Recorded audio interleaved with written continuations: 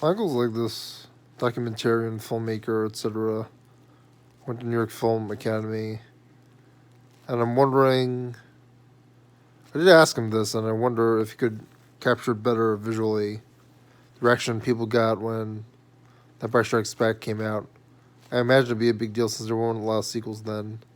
Thinking maybe it wasn't a big deal. Maybe people disliked it because they thought that Star Wars should be left alone without a sequel. He was like 10 or very young when that happened, so he thought it was pretty amazing. I wonder what adults thought at the time. Although probably most of them really old and can't remember. Probably my uncle's aged pretty well and could remember pretty well. Do your older generations have thoughts on the news of Star Wars the sequel? Please comment below. So there's this rumor that Lando in Solo, a Star Wars story, may be homosexual. How dare they change the original script? The sacred texts. How dare they take risks? Instead, they should just make Lando do pod racing. Chase, get next to it. Chase, hurry up, hurry up. Chase, get in front of it. Chase. Inside where the Millennium Falcon was actually called dendritic salt, big 50-pound bags. And all that salt was like used for roads, de-icing, and I think animal feed. I don't know, Jeremy, but it was ICI dendritic salt. Well, all this was scooped up when they were finished, and George sold all that salt to Stanley Kubrick. And Stanley Kubrick put the salt out on the airstrip in Elstree for a scene in The Shining that I was in, which was being shot at the same time. So all the salt on Hoth was used as salt on the interstate in Colorado on an airstrip in Elstree, where you had the scene where Scatman Crothers is approaching a jackknife trailer over a Volkswagen. And that was not shot in Colorado. That was shot in North London. So dendritic salt has a lot of purposes. So when George, I guess, was running out of money, he figured, okay, well, I'll sell like a few bags of salt to Stanley and see if I can recoup a loss. That's my story. That's an interesting story. Oh, yeah. How about you, Mr. Scott? You can just grab that mic.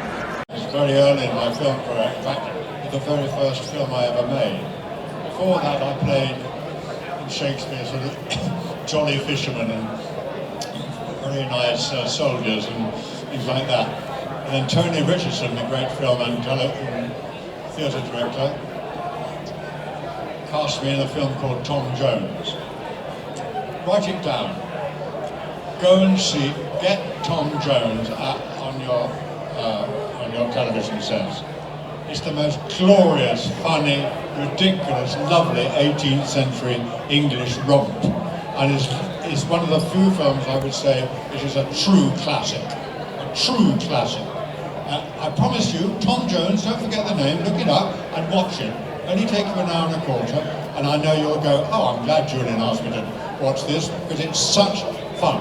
Starring Albert Finney, who you may know, an elderly actor like me, and a lot of the great big English actors of that time.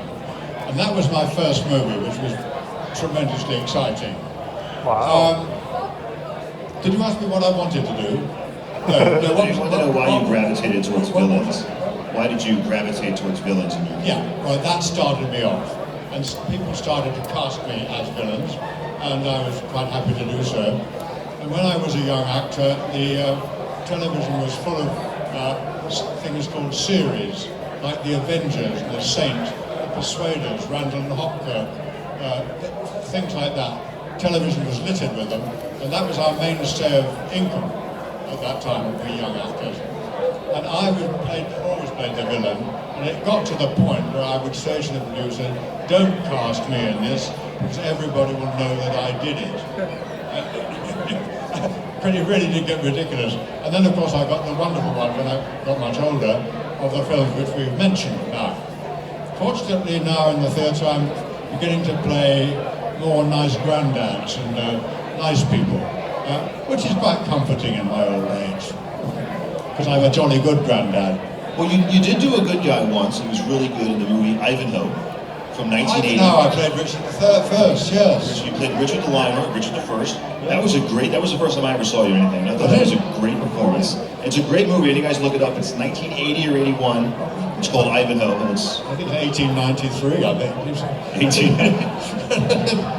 Yeah, that Richard the Lionheart, it was the second time I played him. I played him in an episode of Doctor Who in the very first... You've seen it? Well, you've seen 3 episodes of it. It was the very first series with William Hartnell, the first Doctor Who, and they had this series set in the East during the Crusades, and I played Richard I in that. And then many years later, in the 80s, the same director was making Ivanhoe, and he asked me to play Richard I again, which was a tremendous compliment and very great fun, and a lovely part to play, mostly on a horse, very good. Yeah, and then Sam Neill from Jurassic Park played Brian Goodale. And that was Sam Neill from Jurassic Park. Sam Neill was He in that, yeah. And John Rhys Davis, who played Sala in Indiana Jones. He plays a nobleman. And James Mason was in it. James Mason, that was a great movie. I'm sorry, I just liked it. But anyway, so Nick, we have a gentleman in the front with a question. Can you hear me all right? So much noise going on. Hi, I'm Veronica Bruno. I'm a writer for Fansided, and I have not only seen Tom Jones, I have read the book. The original book? The original book, which actually, if you get a chance to check it out, both are amazing. It is a wonderful film, isn't it? It is. It's just It's a lot of fun. It's way better than you think it's going to be. It's an amazing film. Yeah, and it has a very famous scene in it, which was the first time anything like this had ever been done, which was a really sexy eating scene. A man and a woman opposite each other at a table, very hungry, not only for food. Yeah. And it is a classic of its kind, and it's been repeated in several other films, that idea. That idea in When Harry Met Sally, is it? The famous scene? I'll have what she's having. That came from that. That came from that idea. Eating. It's hilarious, actually. And I have a question. In Game of Thrones, it's really a shame that the scene between you and Tywin, where it shows what you're really like, wasn't in the show. And I get why they didn't include it, but isn't it? What's your thought on that? It's such a shame because it's a brilliant scene. Thank you. A little story about this, I'm afraid. We got to the end of Series 6, Series 5, and I went to the producers and said, I wasn't going to tell you this, but you brought it up now. Producers and said, I don't want to do the next series. And they said, you've got to do the next series. I said, I don't. I said, it's a piddly little part. And frankly, I'm completely fed up with being ticked off by Cersei and being put down all the time. This is a much more dignified man than that. I'm not interested in playing that anymore. They said, well, I'm sorry, but you must do it. And I said, I mustn't do it. I'm not contracted to do it. Anyway, the first scene in that series was the scene you're talking about. I'll come back to that in a minute. But the main scene, having said I won't do it, they phoned me up and said, we've got this wonderful scene for you, Julian, in Series 6. Oh, have you? That's nice. Can I see it, please? Oh, no, you can't show it to you. Because that's the way these days, the secrecy thing in films is so absurd. Anyway, no, we can't show it to you. I said, well, you'll keep it to yourselves then. I'm not interested. And eventually, to cut the long story short, a motorbike came round my house with a box in the back of it, which had a key, and the motorcyclist got out and unlocked the box and brought in these pages of this scene, which was my death scene. It's anybody who's seen it will know it's a wonderful death scene. And I had to put the papers back into the box, they locked it and took it away. I rang my agent and said, I'm interested in doing this scene, and I will do it, but only on 2 conditions. Well, actually one condition. I will do it, but I want 3 times the money. 10 minutes later, the phone rang, and you're on. You're on to do. So it's a great proof of if you don't want something, you might get it. Absolutely unbelievable. Okay, this scene to which you referred.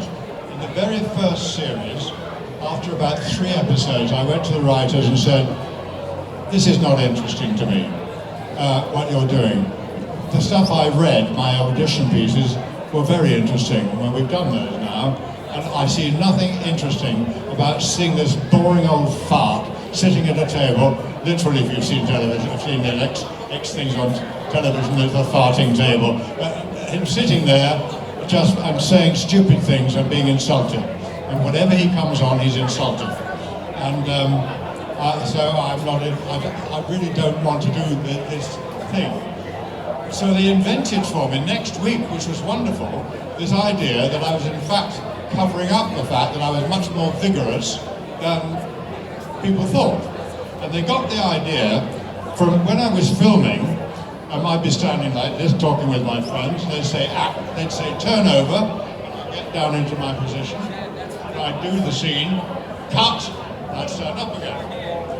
They got the idea from that good idea that he was covering up. Okay, they gave me a very good scene in the first series. You might remember when I'm caught in bed with a girl. I'm talking about things to her. She goes out, and I straighten up and do a little sort of bit of that. Get dressed, look at myself in the mirror, go really straight again, go to the door, go down again, and go out like this. Very good scene, very good scene. They never did anything about that after that, until the scene which you speak about, which was at the end of series 5. A wonderful scene where they suddenly came out with, there I am on the beach, and